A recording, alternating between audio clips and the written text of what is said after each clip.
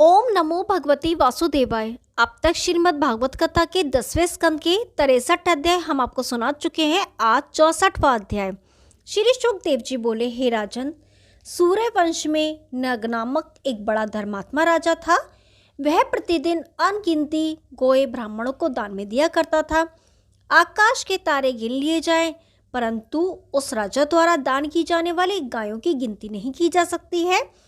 ऐसा परम धार्मिक राजा भी अनजाने में थोड़ा सा पाप करने के कारण गिरगिट हो गया। तब उसे श्री कृष्णचंद्र जी ने अपने चरणों की रस देकर मुक्त किया। राजा परीक्षित ने पूछा, हे श्री सुखदेव जी, वह धर्मात्मा राजा किस दोष के कारण किसी योनि में प्राप्त हुआ? वह कथा सुनाने की कृपा करें। श्री शुकदेव जी बोले, हे परीक्षित, राजा नरक प्रतिदिन प्रातःकाल हजारों गो विधि पूर्वक ब्राह्मणों को दान करके भोजन कराता था। एक दिन उसकी दान की हुई गौ बिना दान की हुई गौ में आकर मिल गई। राजा ने उस गौ को फिर दूसरे ब्राह्मण को दान में दिया। दूसरा ब्राह्मण उस गौ को लेकर अपने घर चला। तब मार्ग में पहले ब्राह्मण ने अपनी गौ को पहचान कर उससे यह कहा कि तू मेरी गौ को कहाँ लिए जा रहा है। इस बात पर जब दोनों ब्राह्मणों में झगड़ा हुआ तो वे उस गौ को साथ लेकर राजा नरक के पास पहुंचे। राजा ने उनसे यह कहा कि आप दोनों में से कोई गौ के बदले 1,00,000 गायें लीजिए। यह सुनकर ब्राह्मणों ने कहा, हे राजन, हमने इस गौ का संकल्प अपने हाथ से ग्रहण किया है, इसलिए इसके बदले हम दूसरी गौ नहीं ले सकते। राजा के बहुत समझाने पर भी वे नहीं माने और उस गौ को राजा के पास छोड़कर अपने घर चले गए। उस समय राजा ने अनजाने में इस पाप की शांति के लिए अन्य ब्राह्मणों को बहुत सा दान दिया। कुछ दिनों बाद जब राजा की मृत्यु हुई और वह धर्मराज के पास पहुंचा, तब धर्मराज ने उससे यह कहा कि हे राजन, तुम्हारा पुण्य बहुत है, परंतु उसके साथ थोड़ा सा पाप भी है। सो तुम हमें यह बताओ कि पहले पुण्य का फल भोगोगे अथवा पाप का? यह सुनकर राजा ने उत्तर दिया, हे महाराज, मैं पहले पाप का फल भोगूंगा। तब धर्मराज ने कहा कि एक बार दान की हुई गौ को दोबारा दान करने के पाप के कारण तुम कुछ दिनों तक गिरगिट बने रहोगे। जब द्वापर में कृष्ण अवतार होगा, तब श्री कृष्ण जी तुम्हें अपना दर्शन देकर मुक्त करेंगे। इतना कहकर धर्मराज ने उसे गिरगिट बनाकर एक अंधेरे कुएं में डाल दिया। तब से वह वहीं श्री कृष्णचंद्र जी के दर्शनों की लालसा के लिए रह रहा था। वाणासुर को जीतने के बाद जब प्रद्युम्न तथा सांब आदि यदुवंशी शिकार खेलने के लिए उस कुएं के पास जा पहुंचे, उसी समय एक बालक उस कुएं पर जल भरने के लिए गया।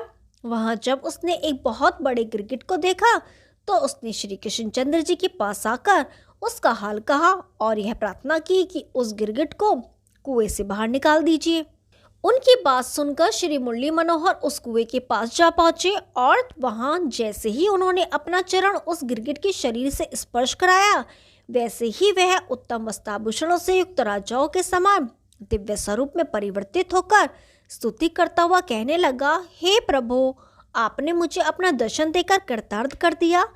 आपके समान मुझ जैसे अधर्मी को सुख पहुंचाने वाला अन्य कोई नहीं है। श्री सुखदेव जी ने कहा, हे राजा परीक्षित, जब राजा नग देवलोक को चला गया, तब श्री कृष्णचंद्र जी ने अपने समस्त पुत्रों और यदुवंशियों को समझाते हुए यह कहा कि देखो, ब्राह्मणों की महिमा कितनी बलवान है। अतः मनुष्य को उचित है कि वह कभी किसी ब्राह्मण का धन हरण न करे। विष खाने से तो एक ही मनुष्य मरता है, लेकिन ब्राह्मण का भाग खाने वाला परिवार सहित नष्ट हो जाता है। जो लोग ब्राह्मण का दिया हुआ दान वापस ले लेते हैं, वे 1000 वर्षों तक रौरव नरक में वास करते हैं। इसके बाद नीच योनि में जन्म लेते हैं। यदि ब्राह्मण शस्त्र लेकर भी आगे आवे तो एक बार तो उसके चरणों में अपना शीश झुका देना ही उचित है।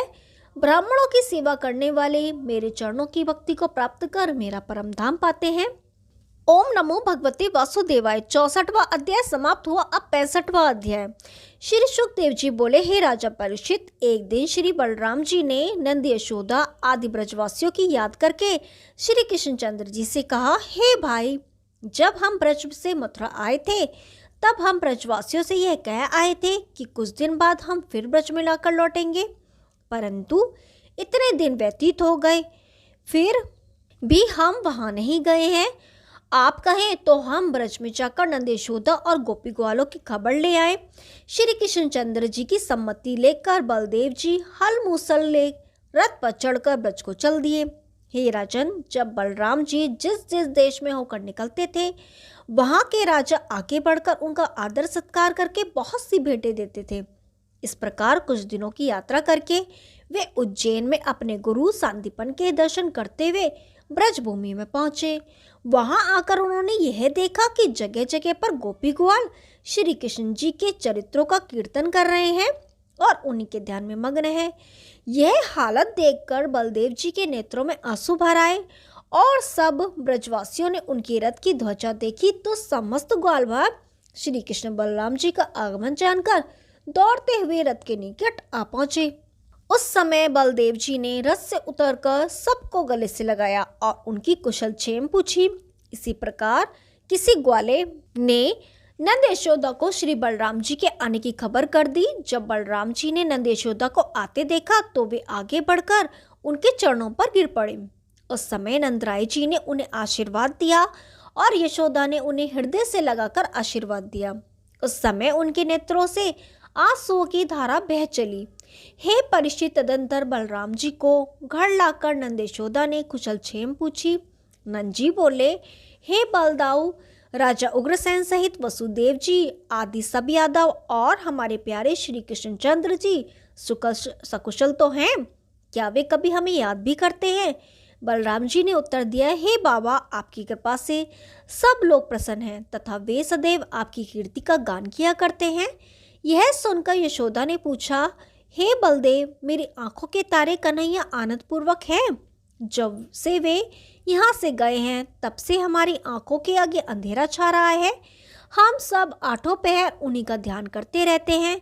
इतना कहकर जब यशोदा रोने लगी तो बलराम जी ने उन्हें बहुत समझा बुझाकर धैर्य बंधाया। जब वे भोजन आदि से निवृत्त होकर घर से बाहर निकले तो यह देखा कि सभी गोपियां तन छीन बिखरे के श्री हरि के प्रेम में मतवाली इधर उधर घूम रही हैं।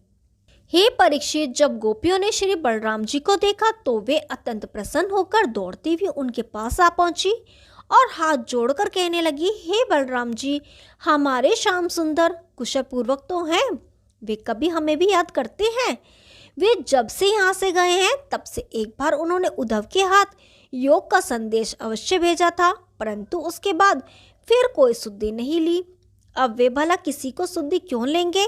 उस समय एक गोपी ने कहा, हे सखी, श्री मुरली मनोहर की प्रीति का भरोसा कौन करे?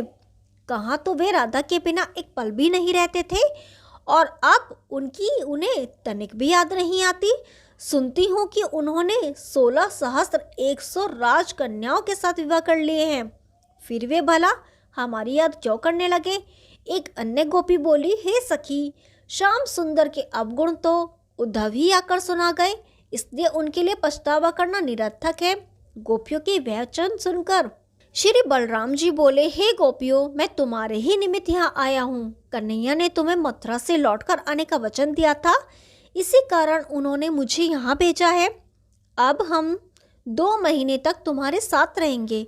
यह कहकर बलभद्र जी ने समस्त ब्रज गोपियों को यह आज्ञा दी कि आज पूर्णिमा की रात है, इसलिए तुम श्रृंगार करके वन में आओ, जिससे हम तुम सब रास करें। ऐसे वचन सुनकर समस्त ब्रजवालाएं बहुत ही प्रसन्नता पूर्वक अपने अपने घरों को लौट गईं।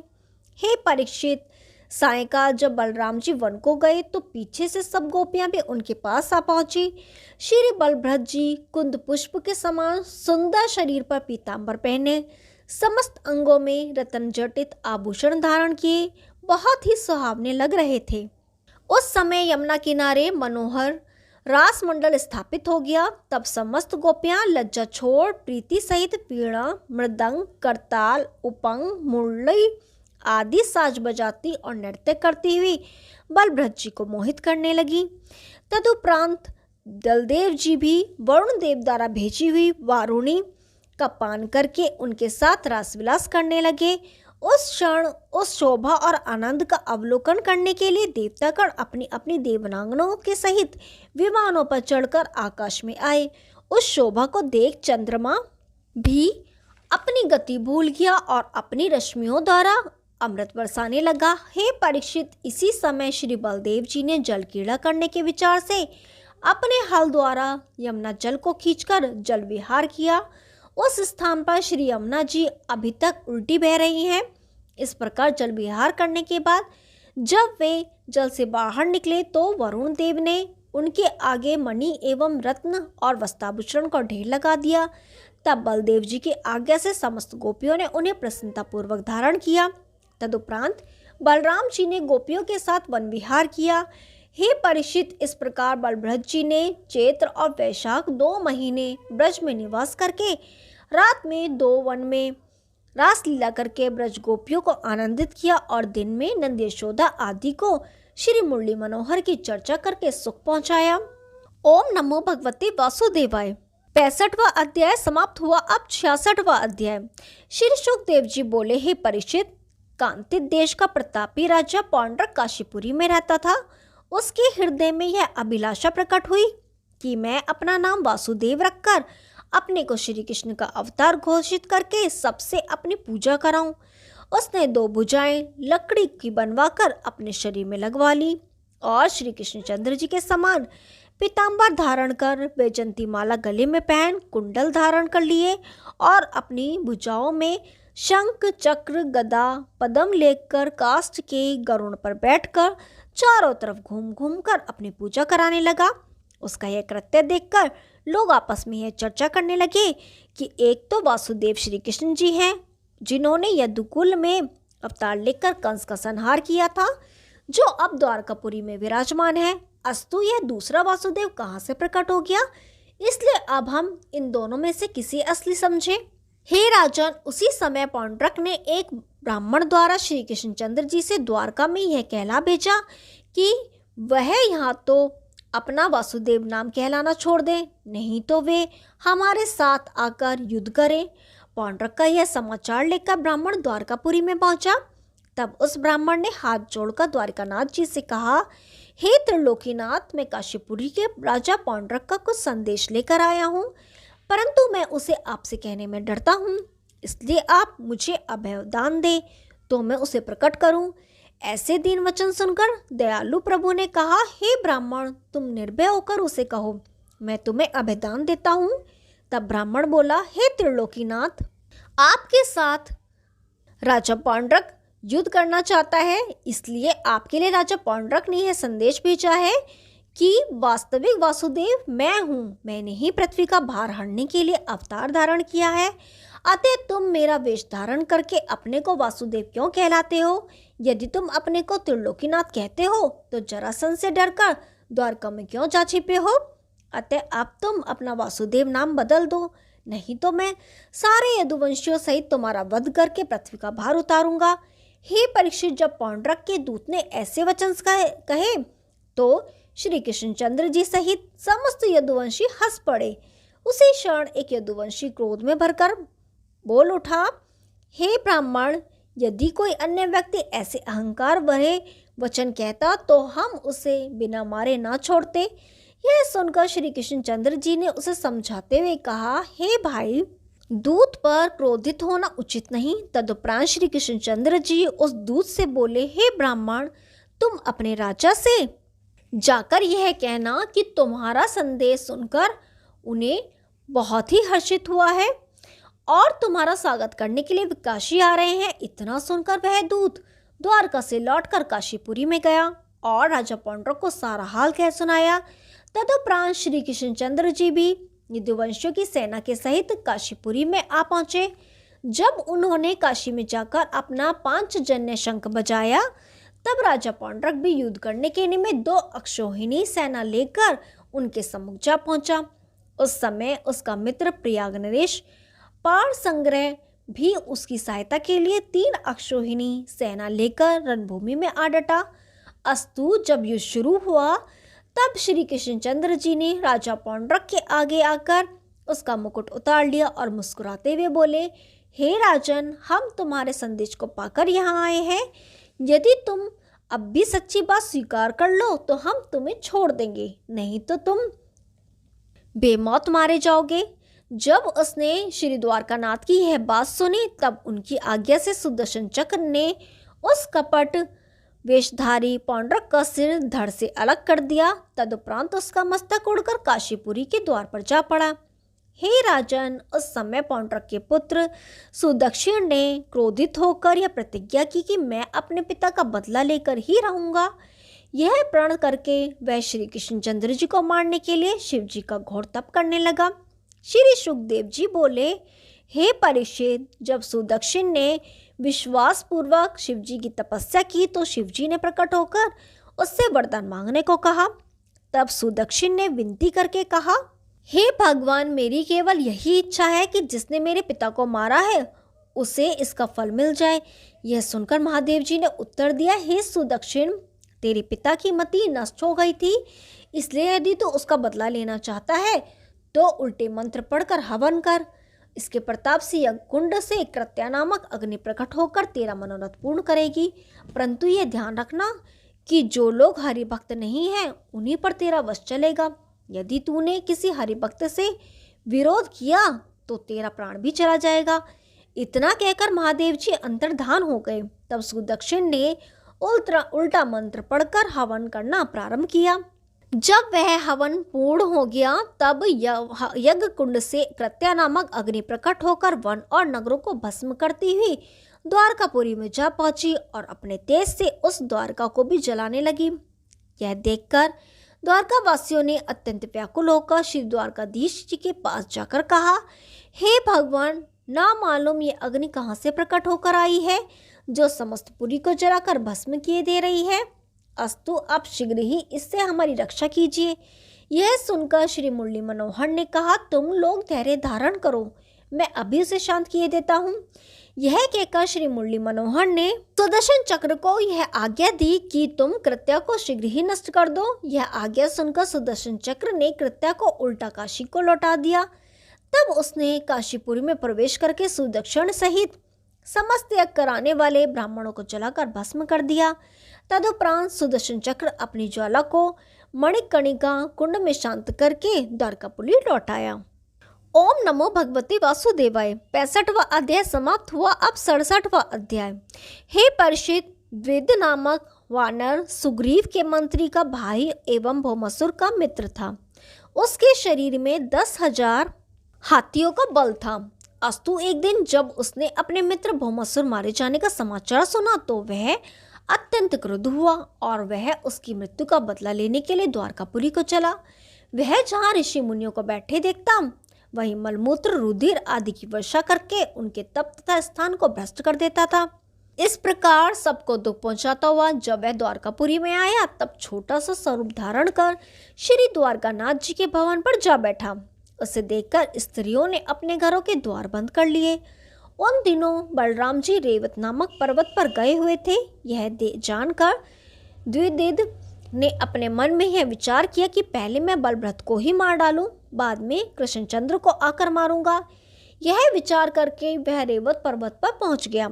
जब वहां उसने यह देखा कि बलराम जी मदिरा पान करके गंधर्वों की स्त्रियों के साथ एक सरोवर में जल क्रीड़ा कर रहे हैं, तब द्विविद ने छोटा स्वरूप बनाकर सरोवर के तट पर एक वृक्ष पर जा चढ़ा और एक डाली से दूसरी डाली पर उछल कूद मचाने लगा।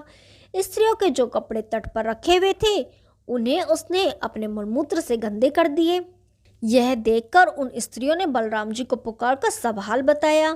तब उन्होंने तालाब से निकलकर उस वानर के ऊपर एक ढेला फेंक कर मारा। यह देखकर द्विविद ने वृक्ष के नीचे उतरकर उन स्त्रियों के सब वस्त्रों को फाड़ डाला।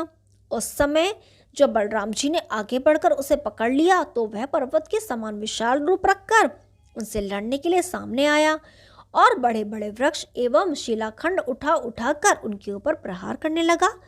जब श्री बलभद्र जी उसकी ओर हल मूसल उठाकर दौड़े तब उसने एक वृक्ष को जड़ से उखाड़कर उनके ऊपर फेंका।